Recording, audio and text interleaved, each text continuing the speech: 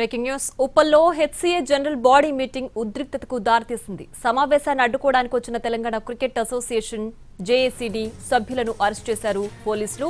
ఈ సమావేశంలో అంబడ్స్మన్ గా జస్టిస్ సురేష్ కుమార్ ఖైత్ ను, ఎథిక్స్ ఆఫీసర్ గా కేసీ భానును ఎన్నుకున్నారు హెచ్సీఏ సభ్యులు.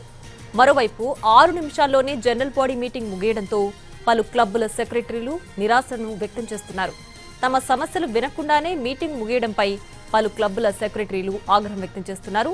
మీటింగ్లో పాల్గొన్న వారి అభిప్రాయాలకు విలువ ఇవ్వకుండానే సమావేశం ముగించారని మండిపడుతున్నారు.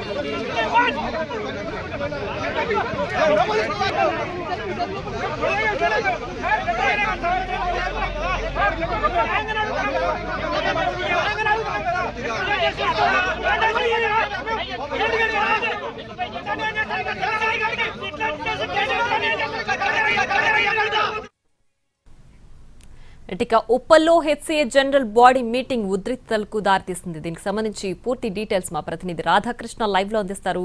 రాధాకృష్ణ, జనరల్ బాడీ మీటింగ్ కేవలం 6 నిమిషాల్లోనే ముగియడానికి ఏంటి కారణాలు? ఎందుకు ఎవరి విన్నపాలు కూడా వాళ్ళు తీసుకోలేదు? ఏంటి పూర్తి డీటెయిల్స్? ప్రియా, ఉప్పల్ స్టేడియంలో ఇవాళ ఉదయం 10:30కు హెచ్ఏకి సంబంధించిన జనరల్ బాడీ మీటింగ్ జరిగింది. అందులో ప్రధానంగా అంటే ఈ జనరల్ బాడీ మీటింగ్ సారాంశమే 2 అంశాల మీద పెట్టడం జరిగింది. ఒకటి అంబుడ్స్మన్ ని ఎన్నిక చేసుకోవడం, అలాగే ఎథిక్స్ మెంబర్ ని సెలెక్ట్ చేసుకోవడం. ఈ రెండింటికి సంబంధించిన వాటిపైనే ఇవాళ జనరల్ బాడీ మీటింగ్ జరిగింది. అది కేవలం 6 నిమిషాల్లోనే ముగించారు. 173 మంది సభ్యులున్న హెచ్ఏకి కేవలం 80 మంది మాత్రమే ఇవాళ హాజరయ్యారు. వాళ్ళంతా కూడా ఇవాళ ఇప్పటికే హెచ్ఏకి సంబంధించిన దాంట్లో 3 సభ్యులు అరెస్ట్ కావడం, ఒకటి ప్రెసిడెంట్, ట్రెజరర్, CEO వీళ్ళు 3 కూడా అరెస్ట్ అయ్యారు. కాబట్టి మిగతా కమిటీ ఏం చేయబోతుంది, ఎలాంటి హెచ్ఏలో జరిగే పరిణామాలు ఏంటి అన్న దానికి సంబంధించి ఒకవైపు క్లబ్ సెక్రటరీలు అందరూ కూడా ఒకవైపు మీటింగ్ కి రావడం జరిగింది. కానీ ఈ మీటింగ్ లో ఎలాంటి విన్నపాలు వినలేదు. క్లబ్ సెక్రటరీలకు సంబంధించిన అభ్యంతరాలు కానీ వివరాలు కానీ ఏవి వినకుండానే కేవలం 6 నిమిషాల్లో అంబుడ్స్మన్ గా జస్టిస్ సురేష్ ని, అలాగే ఎథిక్స్ కమిటీకి సంబంధించిన దాంట్లో కేసీ భానుని వీళ్ళిద్దరిని కూడా ఎంపిక చేశామని చెప్పేసి ఆ తర్వాత వెంటనే కమిటీ మీటింగ్ ముగిసిపోయిందని ప్రకటించడం జరిగింది. ఆ తర్వాత సభ్యులందరూ కూడా వెళ్ళిపోవడం జరిగింది. దీనిపైనే ప్రధానంగా క్లబ్ సెక్రటరీలు ఎవరైతే మెంబర్స్ గా ఉన్నారో వాళ్ళందరూ కూడా తీవ్ర అభ్యంతరం వ్యక్తం చేస్తున్నారు.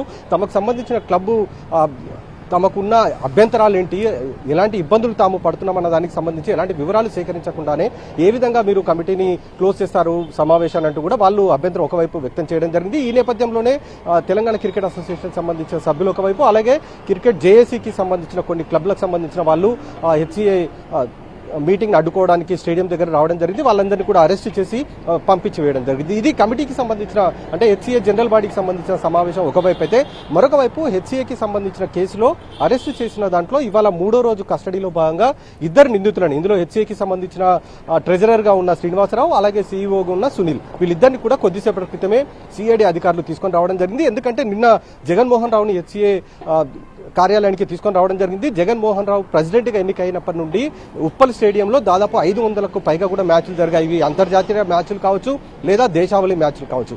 ఈ మ్యాచ్లు అన్ని కూడా 500 మ్యాచ్లు జరిగినట్లు కూడా రికార్డులో పేర్కొన్నారు. కాబట్టి ఆ రికార్డుల్లో ఎంతవరకు వీళ్ళు ఖర్చు చేశారన్న దానికి సంబంధించిన ఎవిడెన్సెస్ సేకరించేందుకు జగన్మోహన్ రావుని తీసుకుని హెచ్సీఏ స్టేడియం దగ్గరికి రావడం జరిగింది సిఐడి అధికారులు. అందులో భాగంగానే ఇవాళ ట్రెజరర్ శ్రీనివాసరావుని, CEO సునీల్ ని కూడా తీసుకొచ్చారు. ఎందుకంటే వీళ్ళకందరికీ కూడా వాళ్ళకి ఆఫీస్ లో ఛాంబర్స్ ఉంటాయి, వాళ్ళకి సంబంధించిన రికార్డ్స్ ఉంటాయి. కాబట్టి ఆ రికార్డ్స్ లో వీళ్ళు ఏ వివరాలను పొందుపరిచారు, ఖర్చులు ఎంతవరకు వీళ్ళు అందులో పేర్కొనడం జరిగింది అనే దానికి సంబంధించిన వివరాలు సేకరించేందుకు ప్రస్తుతం ఆ ఇద్దరిని కూడా తీసుకొని రావడం జరిగింది.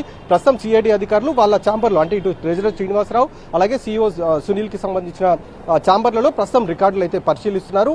ఇంకా గంటకు పైగా కూడా వీళ్ళ రికార్డుల పరిశీలించిన తర్వాత తిరిగి సిఐడి కార్యాలయానికి వీళ్ళని తీసుకొని వెళ్లే అవకాశం ఉంది.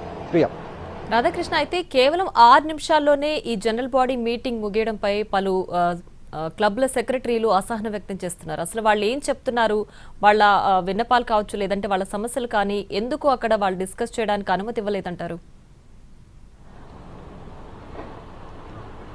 ఎందుకంటే ఇప్పటికే హెచ్సిఏకి సంబంధించిన దాంట్లో జగన్మోహన్ రావుని వైదొలిగించడం జరిగింది. అంటే అతను అరెస్ట్ అయిన తర్వాత ప్రస్తుతం ఉన్న దిల్జీత్ సింగ్ వైస్ ప్రెసిడెంట్ గా ఉన్న వ్యక్తే యాక్టింగ్ ప్రెసిడెంట్ గా పనిచేస్తూ ఉన్నాడు. అతను ఈ రోజు ఈ జనరల్ బాడీ మీటింగ్ కి ఏర్పాటు చేయడం జరిగింది. 29వ తేదీన యాక్చువల్ గా జనరల్ బాడీ మీటింగ్ జరగాల్సి ఉంది. కానీ వాయిదా వేస్తూ అంటే ముందుకు జరుపుతూ ఇవాళ ఈ బాడీ సమావేశం అయితే కొనసాగడం జరిగింది. అందరూ కూడా క్లబ్ మెంబర్స్ అంటే క్లబ్ సెక్రటరీలు ఎవరైతే ఉన్నారో హెచ్సిఏకి సంబంధించిన సభ్యులుగా వీళ్ళందరూ కూడా జనరల్ బాడీ మీటింగ్ లో నెక్స్ట్ జరగబోయే హెచ్సిఏ ఎన్నికలకు సంబంధించిన అంశాలు కావచ్చు, లేకపోతే హెచ్సిఏ పైన ప్రస్తుతం ఉన్న ఈ మచ్చలు ఏవైతే అంటే అవినీతికి కేర్ ఆఫ్ అడ్రస్ గా హెచ్సిఏ మారుతుంది కాబట్టి దీనికి సంబంధించిన ఈ మచ్చలు తొలగించడానికి ఎలాంటి చర్యలు చేపట్టాలి, హెచ్సిఏకి బంగారు భవిష్యత్తుని ఏ విధంగా తీసుకొస్తారు, ఎలాంటి చర్యలు చేపడతారు, వీటికి సంబంధించిన చర్చలు జనరల్ బాడీ మీటింగ్ లో అంటే సర్వసభ్య సమావేశంలో సహజంగా జరిగేవే ఇవి ఏ అసోసియేషన్ లో అయినా కూడా. కానీ ఇక్కడ ఈ రోజు మాత్రం అలాంటిది ఏది జరగకుండా కేవలం అంబుడ్స్మన్ ని నియమించుకోవడం, అలాగే ఎథిక్స్ కమిటీకి సంబంధించిన మెంబర్ ని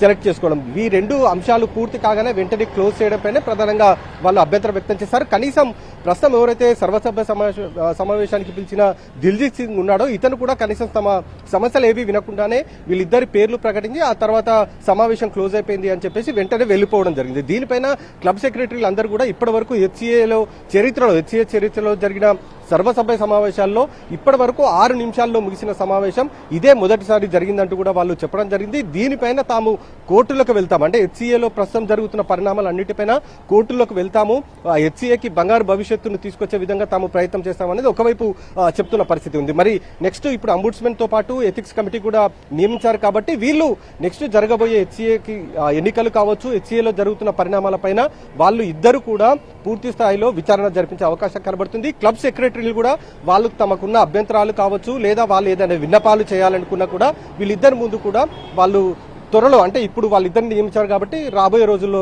మరొక వారం రోజుల్లో వీళ్ళు వాళ్ళందరినీ కూడా పిలిచి వాళ్ళ విన్నపాలు వినే అవకాశం కూడా మనకు కనబడుతుంది. Priya. Right Radhakrishna, thanks for the updates.